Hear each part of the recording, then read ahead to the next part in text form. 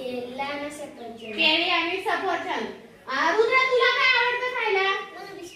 Biscuit आवडतं. बस काय बघा, केळी, बिस्किट, सफरचंद. मात्र अंकिताला मात्र चॉकलेट आवडतं. त्याचे पॅकेट दिसतं तुम्हाला? मॅगी. हे मॅगी आपल्या शरीरासाठी चांगली आहे का? नाही.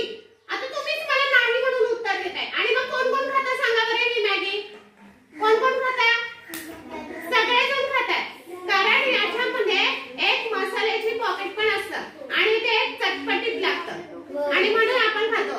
परंतु ही जी मॅगी असते ही आपल्या शरीरासाठी पोषक नाहीच आहे. त्याच्यामध्ये खाऊ आहे. हा जो खाऊ आहे याच्यामध्ये आपण बघूया उघडून, याला खूप सारा मसाला लावलेला असतो बघा. हे बघा, असं की नाही, जो आपल्या पोटामध्ये गेल्यानंतर आपल्याला त्रास होऊ शकतो, पोट दुखू शकतं किंवा जुलाब सुद्धा लागू शकतात यामुळे, आणि आपली भूक सुद्धा मंदावते. ही काय आहे? ही काय आहे? आणि ही काय आहे? भाजी. मग याऐवजी आपण काय खाऊ शकतो? घरातली चपाती जी आईने बनवलेली आहे.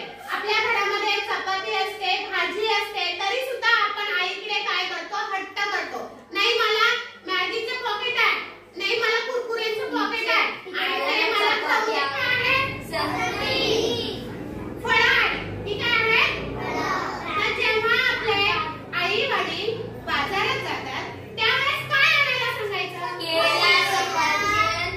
बरोबर. समोसा आणायला सांगायचा?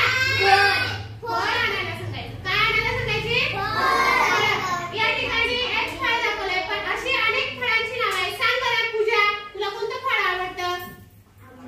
आंबा आवडतो. तुला कोणतं आवडतं? केळी, सफरचंद. तुला